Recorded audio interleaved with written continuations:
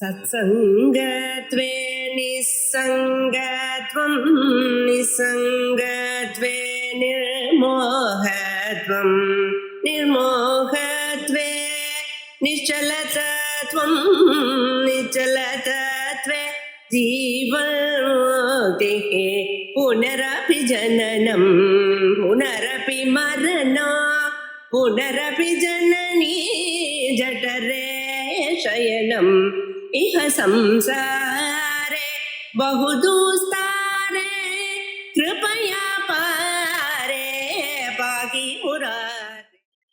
இதனாலேயே தெரிஞ்சுட்டு இதையே அவனுக்கு சொல்லி இந்த வேதத்தையே அவருக்கு சொல்லி கொடுத்தாருன்னு வச்சுக்கோ. அப்ப அதனுடைய சொதப்பிரமாண்டத்துக்கு ஒரு பங்கமும் இல்லை. அதனால இங்க சொல்ற மாதிரி பயப்பட வேண்டிய அவசியம் இல்லை. வேதத்திலேருந்து சொல்லப்பட்ட விஷயத்தை வேற பிரமாணத்தார தெரிஞ்சுட்டு ஈஸ்வரன் இந்த வேதத்தை ரச்சனை பண்ணினார் அப்படின்னு நான் சொல்லல. வேதத்தினாலேயே தான் அவருக்கு தெரியல. ஏன்னா போன கல்பத்துல இதே வேதம் வருதோ இல்லையோ. சரி, அப்படியானா என்னாச்சு, எனக்கு என்ன லாபம் கிடைச்சதுன்னு கேட்டா, இந்த வேதத்தை அவர் பண்ணும்படியான அவசியமும் இருக்கு. ஏன்னா பிரளய காலத்துல எல்லாம் கொடுத்து அத்தியாபக பரம்பரை இல்லை, எல்லாம் காலி, எல்லாமே பிரளயமாயிடுச்சு. எத்தனை சிருஷ்டி காலமோ, எந்த அளவு சிருஷ்டி காலமோ அதே அளவுக்கு பிரளய காலம். இந்த பிரளய காலத்தை அத்தனை நாள் கழிச்சு யாருமே ஞாபகப்படுத்திக்க முடியாது. இத்தனை நேரத்துக்கு சித்திரம் பண்ணலன்னா மறந்து போகக்கூடிய விஷயங்கள்லாம் ஒரு பிரளய காலம் அளவுக்கு பெரிய ஒரு காலம் தடுப்புற ஒண்ணுமே இல்லாம இருந்துச்சுன்னா மறுபடியும் ஞாபகத்துக்கு வரதுக்கு வழி இல்லை.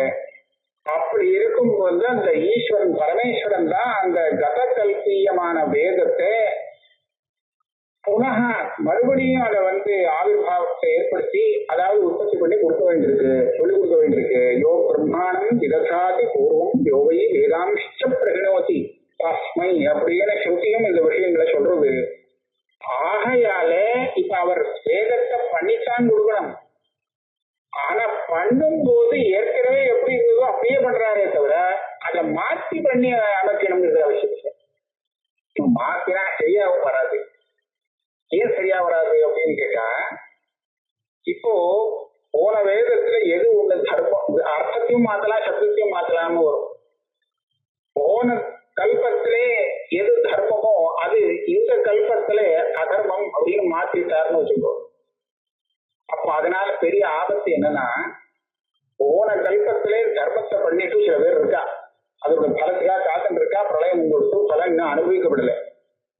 அப்படி இருக்கும்போது அவ இந்த கல்பத்துல மறுபடியும் சிருஷ்டி ஆகும் போது அவன்கிட்ட இருக்கக்கூடிய பாக்கி உள்ள அந்த தர்மம் இந்த சிருஷ்டியில அது அதர்மம் கணக்குல வரும். வந்தா என்ன ஆகும், தப்பான பலம் வந்துடும். அப்ப போன கல்பத்துல ஒரு பிரமாணத்தினாலே அந்த தர்மத்துக்கு நல்ல பலம் இருக்கும் போது அதே தர்மத்துக்கு இப்ப மாற்றி பலம் வந்ததுன்னா, போன கல்பத்திலே எந்த ஒரு பிரமாணத்தினால வேத பிரமாணத்தினாலே அந்த தர்மம் நல்ல பல சுகபலம் அப்படின்னு காண்பிக்கப்பட்டதோ அந்த வேதத்துக்கேனா அப்பிராமான்யம் வந்துவிடும். வேதத்துக்கே அப்பிராமான்யம் வரும்படியாக ஆயிடும். அது மாத்திரம் இல்லை, நமக்கு எந்த விஷயம் பிடிச்சதுன்னு அனுபவம் இருந்து சம்ஸ்காரம் இருக்கும், அந்த விஷயம் தான் பிடிக்கும். இது சுகம், இது நமக்கு நல்லது அப்படின்னு நினைச்சிட்டோம்னா அது நமக்கு பிடிக்கும். கெட்டதுன்னு நினைச்சிட்டோம்னா பிடிக்காது. எப்படி நமக்கு சம்ஸ்காரம் இருக்கோ அதுக்கு தகுந்தாப்பதான் மறுபடியும் மறுபடியும் ஆசை வரும், இது வேணும் வேண்டாம் அப்படிங்கிறதுலாம் வரும். போன கல்பத்துல சுகங்கிறது பிடிச்சிருக்கு, துக்கங்கிறது பிடிக்காதது. சுகங்கிறது இச்சைக்கு விஷயம், துக்கங்கிறது துவேஷத்துக்கு விஷயம். அப்படித்தான் இந்த கல்பத்திலே இருக்கணும். இதை மாற்றி போட்டோம்னா, அதாவது இந்த கல்பத்துல துக்கம்தான் ரொம்ப பிடிச்சது எல்லாருக்கும், சுகங்கிறது பிடிக்காது அப்படின்னு சொல்லக்கூடாது. ஏன்னா அந்த சம்ஸ்காரானுசாரேன்னு தான் இந்த ராகமும் துவேஷமும் வருது. சம்ஸ்காரம் எப்படி இருக்கோ அப்படிதான் வர முடியுமே தவிர மாற்றி வர முடியாது. ஆகையால போன கல்பத்துல எப்படி இந்த சுகதுக்கங்கள்லாம் வியவசிதமாக இருக்கோ, இச்சா விஷயமா இருக்கும் சுகம், துவேஷ விஷயமாக துக்கம் இருக்கும் அப்படிங்கிற நியமம் இருக்கோ, அதே நியமப்படித்தான் சுவாமி சிருஷ்டி பண்ணியாகணும். பூர்வ கல்பத்தை தெரியாம அதான் யசாபூர்வம் அகல்பயது ஏற்கனவே இருந்தா மாதிரி தான் ரெண்டு பண்ணியா ஆனா மாற்றலாம் முடியாது.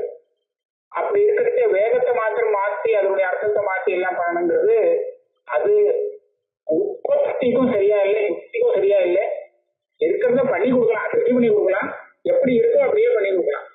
ஆகையாலே ஈஸ்வரனை வேதத்துக்கு கர்த்தா அப்படின்னு ஒத்துழைக்கிறதுக்காக உங்களுடைய வேத பிராமணியங்கள்லாம் சங்கமா ஏற்பட்டு ஒரே அபிவசியா போயிடும்னு நீங்க நினைக்க வேண்டாம் அப்படின்னு சொன்னார். அது மாத்திரம் இல்லை, இந்த இடத்துல சர்வஜன் அப்படின்னு ஈஸ்வரனை சாதனம் பண்றதுக்கு ரெண்டு விதம் இருக்கு. ஒண்ணு, இவர் வேதத்துக்கு கர்த்தா அப்படின்னு சொன்னால் அதே என்ன கிடைக்கிறதுன்னு சொன்னா நம்ம லோகத்துல ஒரு வியாப்தி பார்க்கிறோம். ஒரு சாஸ்திரத்துக்கு கர்த்தாவாக இருக்கிறவன், அதை நிர்மாணம் பண்றவன், சாஸ்திரத்திலே அவன் பிரதிபாதனம் பண்ணின விஷயத்தை காட்டிலும் அதிகமான விஷயம் தெரிஞ்சவனா இருக்காங்கிறது பார்க்கிறோம்.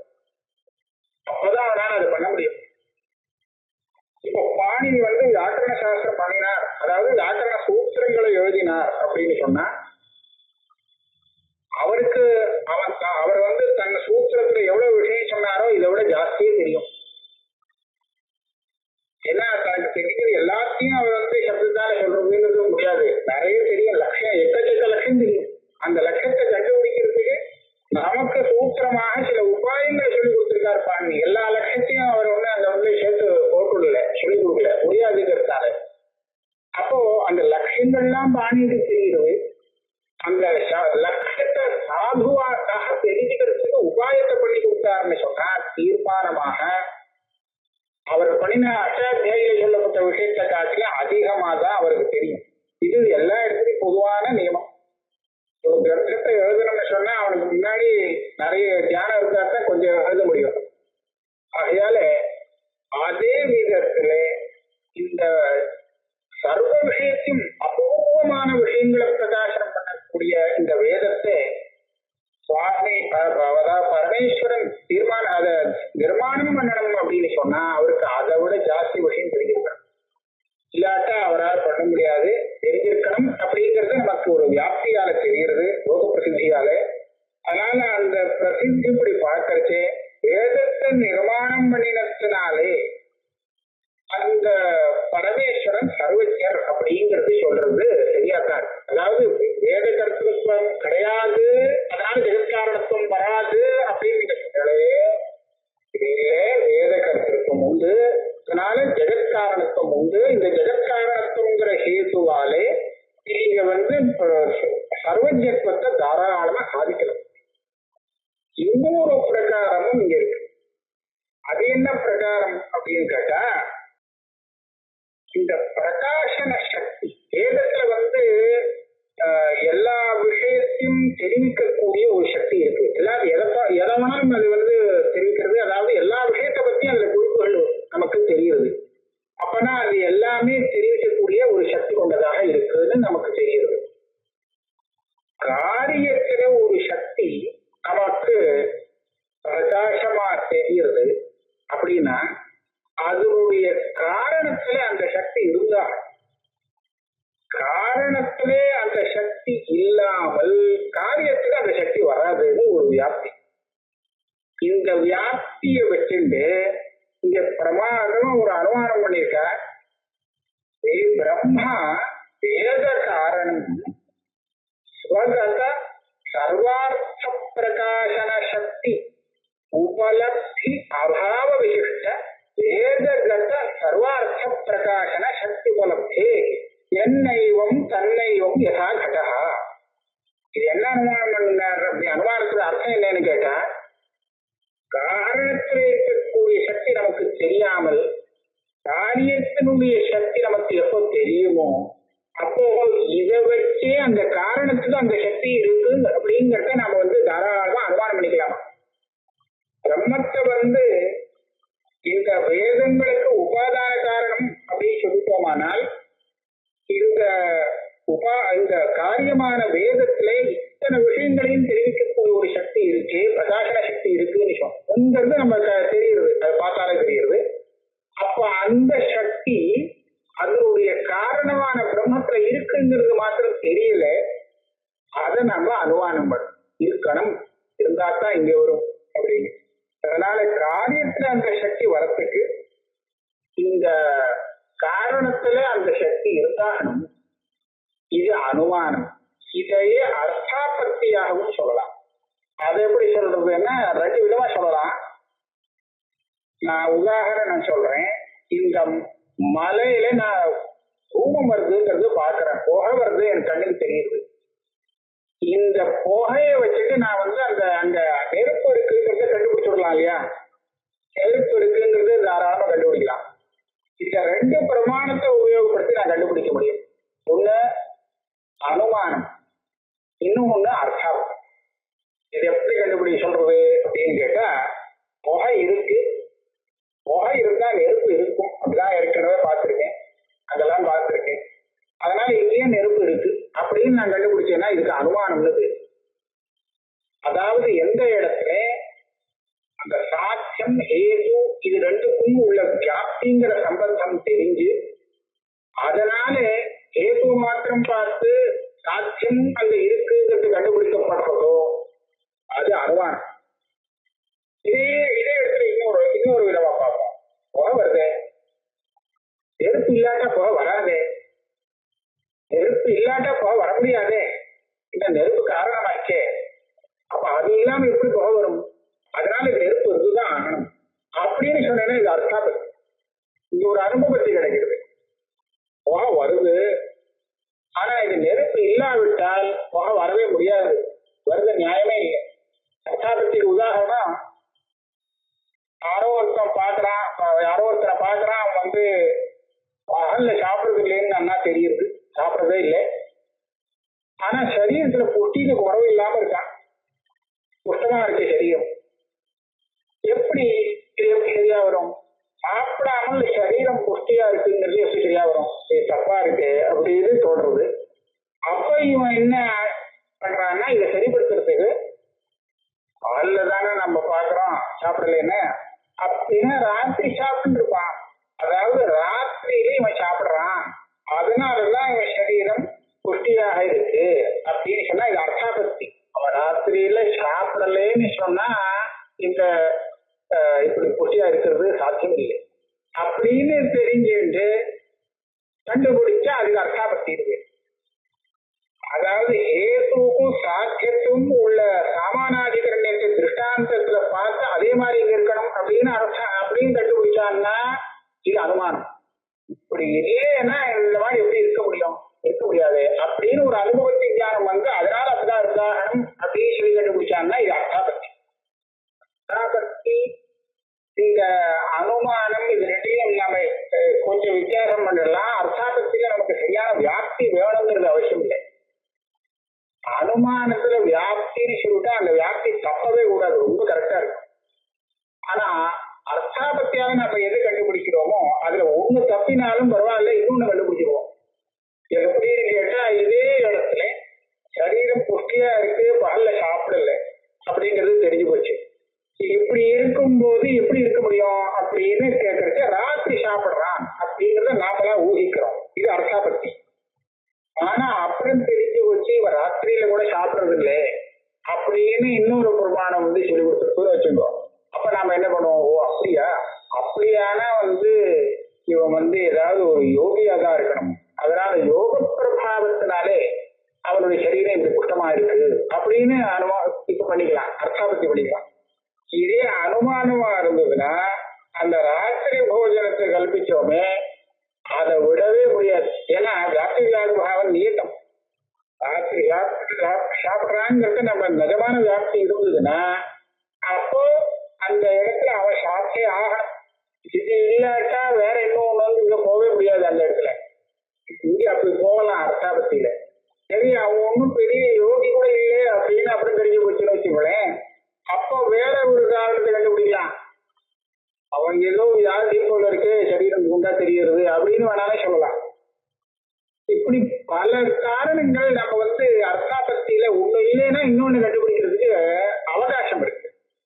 ஆனா ஒன்ன விட்டுட்டு இன்னொன்னு சாதிக்கிறதுக்கு அனுமானத்துல அவகாசம் இல்லை. ஒரு ஹேத்துவை கொண்டு ஒரு சாத்தியத்தை சாதிச்சோம்னு சொன்னா அதை மாற்றவே முடியாது. அந்த ஹேத்துவை கொண்டு இன்னொரு சாத்தியத்தை சாதிச்சாலும் கூட முதல் சாத்தியத்தை விட்டு கொடுக்க முடியாது. அதுவும் இருக்கு இதுவும் இருக்குன்னு சொல்ல முடியாது, அனுமானத்தில். அந்த விதத்துல அர்த்தாபத்தி பிரமாணத்தை இந்த சாஸ்திரம் காமிக்கிறார். பரமேஸ்வரன் மாத்திரம் பரமேஸ்வரனிடத்திலே ஒரு சமயம் இந்த சக்தி சர்வ அர்த்த பிரகாசன சக்தி அந்த பிரகாசன சக்தியா தியான சக்தி இருக்கலைன்னு சொன்னால் அப்ப அவரால் நிர்மாணம் செய்யப்பட்ட இந்த வேதத்துக்கு அவ்வளவு பெரிய சக்தி சர்வார்த்த பிரகாசன சக்திங்கிறது வந்திருக்க முடியாது அப்படிங்கிற அர்த்தாபத்தி பிரமாணத்தினாலையும் பரமேஸ்வரனுக்கு சர்வஜத்துவம் சித்திக்கிறது அப்படின்னு சொல்லி. ஆக ரெண்டு விதமாக இந்த வர்ணகத்திலே பரமேஸ்வரன் சர்வஜன் அப்படிங்கிறது சித்திக்கிறார், சாதனம் பண்றார். அர்த்தாபத்தி பிரமாணம், அனுமான பிரமாணம், அப்புறம் ஜெகத் கர்த்திருவம் ஜெகத் உபாதானத்துவம், இது ரெண்டு விதத்திலையும் ஈஸ்வரனுக்கு சர்வஜத்துவம் சித்தமாகிறது. இப்ப சித்தம் ஆனத்தால என்னாச்சு, நம்ம சர்வஜத்வே சதி ஜெகத்காரணத்துவம் தான் ஈஸ்வரனுக்கு தடச லட்சணமாக சொல்லணும். அப்படி சொன்னாதான் அந்த மாயை அல்லது சாங்கிய சொல்லக்கூடிய அந்த பிரதானம்னு சொல்ற மூல பிரகிருதி இதுல எல்லாம் இந்த லட்சணத்துக்கு அதிவியாப்தி வராம இருக்கு. இல்லைன்னா வெறும் ஜெகத்காரணத்தை சொன்னா அதுவுமே ஜெகத்காரணம்னு அவன் இருக்கா. மாயை ஜெகத்காரணம்ங்கிறது இவன் வேதாந்தி கூட தான் சொல்றான். அதனால அதுல அதிவியாப்தி வந்துடும் அப்படின்னு இங்க எழுதியிருக்கார். இந்த இதுல சத்துர்சூத்திரி சாஸ்திரவனித்துவாதிகரணத்துல சாஸ்திரம். ஆக இப்படியாக இந்த முதல் வர்ணகம் முடியுது. இதே இடத்துல இந்த சர்வஜத்வே சதி ஜெகத்காரணத்துவம் அப்படிங்கிறத இந்த ரெண்டு தளத்தையும் சேர்த்து ஒன்னா ஜெகத் கர்த்திருவம்ங்கிற சப்தத்தானே சொல்லியிருக்காங்க. வெறும் ஜெகன் நிமித்த காரணத்துவம் அப்படிங்கிறது இல்லை, ஜெகத் கர்த்திருவம். கர்த்திருவம் அப்படின்னு எப்ப சொல்லலாம் அப்படின்னு கேட்டா, இப்ப நான் ஏற்கனவே ஆரம்பத்துல சொன்னேன், அந்த விஷயத்தை பத்தி தெரிஞ்சிருக்கணும், அதை செய்யறதுக்கு சக்தி இருக்கணும், அப்புறம் அதை செய்யணும். அப்பதான் அந்த காரியத்தை அவனை கர்த்தான்னு சொல்ல முடியும். அப்போ ஜெகத்தை நிர்மாணம் பண்ணக்கூடிய அந்த பரமேஸ்வரனுக்கு இத பத்தி தெரியும், இத பண்ற சக்தி உண்டு, பண்ற. ஆகையாலே ஜெகத்கர்த்திருக்கும் அப்படின்னு சொல்லும். பிரதானத்துக்கு உண்டோ, மாயைக்கோ பிரதானத்துக்கும் இந்த லட்சணம் வருமோ? வரவே வராது. காரணம் வேணா சொல்லிக்கலாம், காரணத்துவம் சொல்லலாம், ஆனா அதுக்கு தெரியாது ஜடம், அதுக்கு ஞானம் கிடையாது. குணாலன் மண்ணு தண்டம் சக்கரம் இன்னும் பல சாதனங்கள் எல்லாத்தையும் வச்சுட்டுதான் ஒரு கட்டத்தை நிர்மாணம் பண்ண முடியா இருக்கு. தனியாக ஒண்ணும் பண்றதுக்கு இல்லை. உபாதான காரணம் வேணும், நிமித்த காரணம் வேணும், எல்லாமே வேணும். எல்லாமே காரணம் தான், எதையுமே காரணம் இல்லைன்னு சொல்றதுக்கு இல்லை. அந்த கடன் நிர்மாணம் பண்றதுக்கு இது எல்லாமே வேணும், எல்லாமே காரணம், காரணம் தான் வேணும். அதுக்காக எல்லாத்தையும் கர்த்தான்னு சொல்ல முடியுமோ? பண்ண உபாதான காரணம்னு சொல்லுவான், ஆனா அதுதான் கடத்தை பண்ணக்கூடிய கர்த்தான்னு சொல்லவே மாட்டான். கண்டன் சத்திரங்கள்லாம் கர்த்தான்னு சொல்ல மாட்டான். உலகால ஒருத்தர் தான் கர்த்தா. கர்த்தான்னு சொன்னா சேத்தனம் தான் இருக்கணும். நான் சொன்ன இந்த லட்சணம் வந்தாதான் அதை வச்சுதான் கண்டுபிடிக்கிறது. கர்த்தான்னு யாரை சொல்றோம்? தெரிஞ்சு பண்ணணும், தெரிஞ்சுங்க அப்புறம் அந்த காரியத்தை பண்றவன் தான் கர்த்தா. அதனால குலால ஒருத்தன் தான் கர்த்தா எப்படியோ அத போல ஜெகத் கர்த்தத்துவம் இங்க விவக்ஷிதமா இருக்கு. பகவான் ஈஸ்வரனுக்கு தடச லட்சணமாக அந்த சொல்லிட்டா அதிவியாப்தி வாரணம் பண்ணிவிடலாம். ஆனா அந்த ஜெகத் கர்த்தத்துவத்தை சொல்றதுக்கு இந்த மாதிரி சொல்லும்படியா இருக்கு. இல்லைன்னா வேத கர்த்தத்துவம் சொல்லலைன்னா சொல்ல முடியல. வேத கர்த்தத்துவம் அதுவும் நிஸ்வசித ஸ்ருதி அனாயாசமா அவர் இந்த வேதத்தை பண்ணி கொடுத்து விடுறார் அப்படின்னு சொல்றதுனாலேயே என்ன தெரியுதுன்னு கேட்டா, அவர் தெரியுது ஞானமுடையவருன்னு. ஏன்னா மொத்தமா வந்து ஞாபகப்படுத்தி சொல்லணும்னா ஞாபகப்படுத்திக்கிறதுக்கு ஒரு சின்ன பிரயத்தனம் வாழ்ந்துருக்கும். எந்த பிரயத்தனமும் இல்லை, கஷ்டப்பட்டு கூட சிரமப்பட்டு கூட ஞாபகம் வச்சுட்டு சொல்றது உண்டு. ஆனா இதெல்லாம் அவர்கிட்ட இல்லை. இந்த சிரமம் கூட அவர்கிட்ட இல்லை. அது மூச்சு காத்து மாதிரி அது பாட்டுக்கு அனாயாசமா வந்து விடுறது பரமேஸ்வரன் கிட்ட இருந்து. அப்படின்னா என்ன ஆச்சு? அவர் எவ்வளவு பெரிய சர்வஜனா இருக்கிறதுனாலே இப்படி வருதுங்கிறத நாம ஊகிச்சுக்க முடியும். இவன் சிரமப்பட்டு தெரிஞ்சுட்டு பண்ண வேண்டியிருக்கு, திருப்பி சொல்ல வேண்டியிருக்கு. ஆனா அவர் சொல்றதுக்கு அப்படி ஒன்று சிரமப்பட வேண்டாம். ஒருத்தவருக்கும் லீலா வெறும் லீலையா விடுபடாரு எல்லாத்தையும் அப்படிங்கிறத காண்பிக்கிறது நிஸ்வசித்த ஸ்ருதி.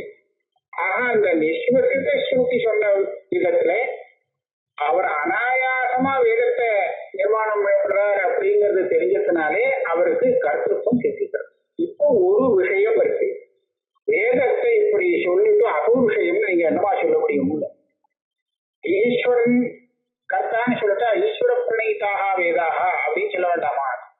அப்படிதானே சொல்லலாம் ஆயிடும். சொல்லாட்டாலும் அதானே ஆகும் அப்படின்னு கேட்டா அதுக்கு என்ன அர்த்தம்னு கேட்டா அபௌருஷேயங்கிற சப்தத்துக்கு அர்த்தத்தை நாம கவனிக்க வேண்டியிருக்கு. எந்த இடத்துல நாம பௌருஷேயங்கிற சப்தத்தை பிரயோகம் பண்றோங்கிறத பார்க்கணும். அதை பார்த்தா நமக்கு இது தெரிஞ்சு போகும். இப்போ ஒரு பிரயத்தனப்பட்டு ஒரு பதம் வாக்கியம் இதெல்லாம் உச்சாரணம் பண்ணி வாக்கியத்தை சொல்றானேங்கிறதுக்காக அது அவருடைய வாக்கியம் நம்ம சொல்ல மாட்டோம். அவன் பண்ணின வாக்கியம் சொல்லவே மாட்டோம். எதுக்கு எப்படி அப்படின்னு கேட்டா வாதர்த்தா விவ சம்பிரக்தௌ வாதர்த்த பிரதிபத்தையே ஜெகத பிதரவு வந்தே பார்வதி பரமேஸ்வரவு அப்படிங்கிற ஸ்லோகத்தை இப்ப நான் உச்சாரணம் பண்ணேன். இது எல்லாருக்கும் காதுல விழுது. நான் தான் உச்சாரணம் பண்ணேங்கிறதும் தெரியுது. ஆனா இந்த ஸ்லோகத்தை நான் தான் பண்ணினேன்னு நான் சொன்னா யாராவது ஒத்துப்பாளோ? இப்ப நான் பண்ணினதுனால்தான் என்னுடைய பிரயத்தனத்தால்தான் இது காதுல விழுது. இதே நான் நோட் புக்ல இந்த ஸ்லோகத்தை எழுதி வச்சேன்னா நான் எழுதினதாக தானே ஆகும். அப்ப ஏன் நான் பண்ணினதே இதை சொல்லக்கூடாது அப்படின்னு கேட்டா நான் பண்ணினது இல்லை இந்த ஸ்லோகம் நானே ஒத்துக்க மாட்டேன். அப்ப ஏன் அப்படின்னு கேட்டா இதே ஸ்லோகத்தை இன்னொருத்தர் பண்ணியிருக்கார் ஏற்கனவே, காளிதாசர். அதை நான் பார்த்து தெரிஞ்சுட்டு அப்படியே ஒப்பிக்கிறேன். அப்படி ஒப்பிச்சா இதை நான் பண்ணினதே சொல்ல முடியாது. என்னுடைய பிரயத்தனத்தினால இப்ப வெளியில வந்தாலும் என்னுடைய பிரயத்தனத்தாலே அது எழுதப்பட்டாலும் இது நான் பண்ணினது ஆகாது.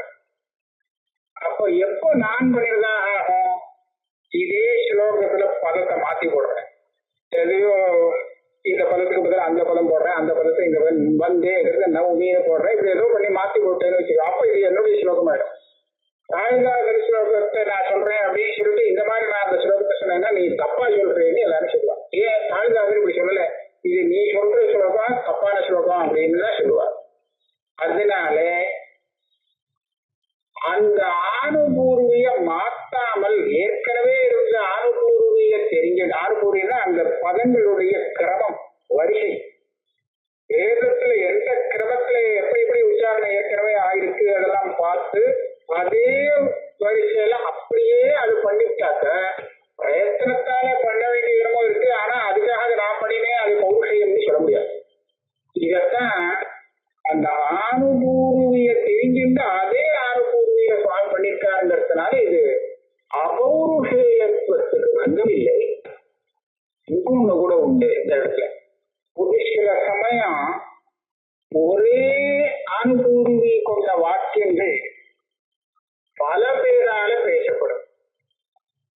ஒரு உதாரணத்துக்கு அயம் நகந்தவ்யா அப்படின்னு நான் ஒருத்தனை பார்த்து எதை சொல்றேன், ஒரு விஷயம் ஒரு விஷய விசேஷத்துல இவனை அடிக்க வேண்டாம் அப்படின்னு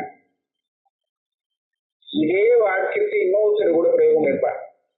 இப்ப இது அவர் பண்ண வாக்கியமா யார் பண்ண வாக்கியமா அப்படின்னு கேட்டா என்ன பண்றது? அவர் பிரயோகம் பண்ணும்போது அவர் பண்ற வாக்கியம், நான் பிரயோகம் பண்றது நான் பண்ற வாக்கியம். அது எப்படி சொல்ல முடியும்? சமானமான அனுபவம் இருக்கிறது. உங்களுக்கு முன்னாடியே இந்த வாக்கியத்தை யாருமே பிரயோகம் பண்ணல, அந்த மாதிரி வாக்கியத்தை நாம பிரயோகம் பண்றோம் இல்ல. இந்த இடத்துல இதுல பௌருஷயமே சொல்லணும். எப்படி பௌருஷயம்னு சொல்றது அப்படின்னு கேட்டா, நான் இந்த வாக்கியத்தை ரச்சனை பண்ணும் போது இன்னொருத்தருடைய அந்த வாக்கியத்தை ஞாபகப்படுத்திட்டு ஒண்ணும் பண்ணல. இந்த விஷயத்தை சொல்லணும்னு என் மனசுல வந்தது.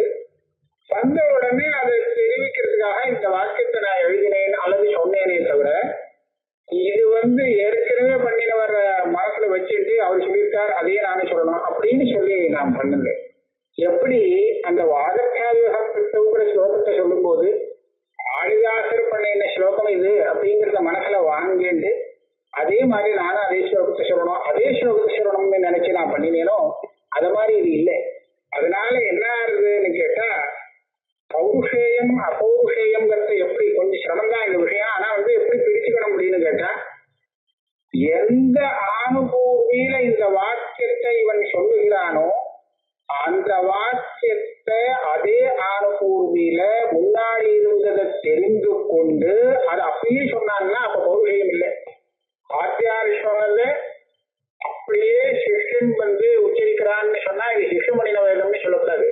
வாத்தியார் உச்சரிக்கும் போது வாத்தியார் பண்ண வேதம் இல்லை. ஏன்னா இவ ரெண்டு பேருமே தன்னுடைய வாத்தியார் அவாவா பெரியவா ஆகியிருக்கு. இதுக்கு முன்னாடி இருந்த அனுபூதியை தெரிஞ்சுட்டு அப்படியே சொல்றான். அதனால இவா பண்ணினவா ஆக முடியாது. அது தெரியாமலே அதே மாதிரி ஒரு வாக்கியம் இவா பண்ணிவிட்டான்னு சொன்னா அது இவா பண்ணினதுதான். இப்ப வேதத்துல ஈஸ்வரன் போன கல்பத்துல இருந்த வேதானுபூர்விய தெரிஞ்சுட்டு அதே மாதிரி பண்றதுனால அது தெரியாமலே அதே மாதிரி தற்சலையா இருந்ததுன்னா இது பௌருஷேயம் சொல்ல முடியாயிடும். ஆனா அப்படி இல்லை.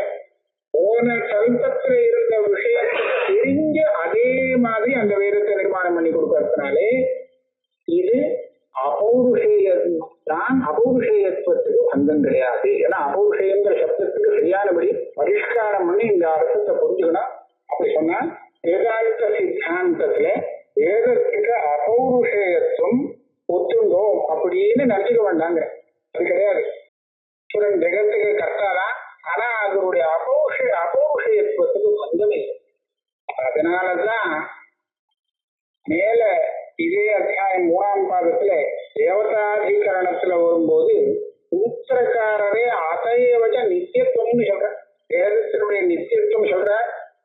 அது மாத்திரம் இல்லை, அந்த சப்தம் இருக்கே, சப்தத்திலேருந்து வேத சப்தத்திலேருந்து தெரிஞ்சுட்டுதான் அதுக்கு மேல சிருஷ்டி எல்லாம் வந்திருக்கு அப்படிங்கிறது வேற இதுக்கு முன் சூத்திரங்கள்லாம் சொல்லியிருக்கார். அது சித்தாந்தம் தான். அதனால அந்த நித்தியத்துவத்துக்கு பங்கம் இல்லாமல் இங்கு சொல்லப்பட்ட ஒரு கர்த்தத்துவம் இருக்குங்கிறத நம்ம புரிஞ்சுக்கணும். அதனால இந்த வேத கர்த்தத்துவம் பரமேஸ்வரனுக்கு சர்வஜத்துவத்தை சாதிக்கிறது அப்படிங்கிறத முதல் வர்ணகத்துல வச்சுக்க வேண்டியது. 2வது வர்ணகத்துல வரும்போது இதே சூத்திரம் தான். இதே சூத்திரம் எப்படி சொல்லணும்னா இவ அர்த்தம் மாறணும். அங்க என்ன சொல்றது அப்படின்னு கேட்டா, பிரமாணம் சொல்றதுக்காக வருது இந்த சூத்திரம். ஜன்மாத்தியசேதா அப்படிங்கறது லட்சணத்தை சொல்லி முடிச்சாச்சு. பிரமாணம் வேணுமே, லட்சண பிரமாணாபியாம் வஸ்துசித்தி. அப்ப பிரமாணத்தை சொல்லணுமே, என்ன பிரமாணத்தை சொல்லி கொடுக்கறதுக்காக இந்த சூத்திரமா கேட்கலாம். அங்க லட்சணம் சொல்றதே பிரமாணத்தை சொல்லிதான் லட்சணமே சொல்லியிருக்கு.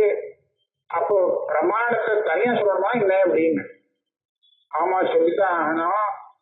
இந்த பிரமாணத்தை நான் இங்க தனியா சொல்லலை அப்படின்னு சொன்னா ஏற்கனவே சொன்ன பிரமாணத்தை அவன் பிரமாணமாக எடுத்துக்க மாட்டான். சில பேருக்கு நான் சந்தேகம் வந்துவிடும். இந்த எப்பவாயுமானி பூத்தானி ஜாயந்தே இத்தியாதி சிருஷ்டியை சொல்லக்கூடிய சுருட்டி வாக்கியங்கள்லாம் இருக்கே, இதெல்லாம் பிரம்மத்துக்கு பிரமாணமாகவும் ஆகும். ஆனா இது சப்த பிரமாணமாக இருந்து அந்த பிரம்மத்தை சொல்லக்கூடிய பிரமாணமா, இல்ல பிரம்மத்தை கண்டுபிடிக்கிறதுக்கு அனுமானத்தால கண்டுபிடிக்கிறதுக்கு அடையாளத்தை தெரிவிக்கக்கூடிய பிரமாணமா அப்படிங்கிறது நமக்கு தெரியாது. ஒண்ணும் இல்லை. சாதாரணமா இந்த மலையில அக்னி இருக்கா இல்லையா அப்படின்னு ஒருத்தன் கேட்கிறான். சந்தேகமா இருக்கு, உனக்கு தெரியாது, அவனுக்கு இருக்கா இல்லையான்னு. நான் ஆமாப்பா அக்னி இருக்கு அப்படின்னு சொன்னேன்னா அவன் தைரியமா புரிஞ்சு விடுறான், அங்க போறான். இப்ப அவன் எந்த பிரமாணத்தால தெரிஞ்சுட்டான் அக்னி இருக்குன்றத அப்படின்னு சொன்னா சப்த பிரமாணத்தால தெரிஞ்சுட்டான். இதே அவன் கேட்ட கேள்விக்கு நான் இப்படி ஒரு பதில் சொன்னேன்னு வச்சுக்கோங்களேன். அதாவது அக்னி இருக்கா இல்லையா அவன் கேட்கறான். அது புகை வருது அப்படின்னு சொல்றேன். புகை வருது அப்படின்னு சொன்னா அப்ப அதுல இருந்து அவன் கண்டுபிடிவான் அக்னி இருக்குன்னு. அவனுக்கு வேண்டியதை தெரிஞ்சு கொள்ளும். இப்ப அவன் சப்த பிரமாணத்தால அக்னியை கண்டுபிடிச்சானா அனுமான பிரமாணத்தாலையான்னு கேட்டா அனுமான பிரமாணத்தாலேன்னு சொல்லுவான். ஏன்னா சப்தம் போடல. நான் அனுமானத்தை முடியாதுங்கிறதுக்காக தான் இது சொன்னேன். ஆனா நான் அக்னி இருக்குன்னு நேர சப்தத்தினால சொல்லல, அவனா கண்டுபிடிச்சுக்கிட்டான்னு சொல்லி அதுக்கு வேண்டிய அடையாளத்தை மாத்திரம் சொல்லி கொடுத்தேன். அப்ப இந்த இடத்துல சப்த பிரமாணத்தால அடையாளம் தெரியுது, அடையாளத்தாலே நமக்கு வேண்டிய பிரமேயம் தெரியுது அனுமானத்தாலே அப்படின்னு சொல்ல முடியாது இருக்கு.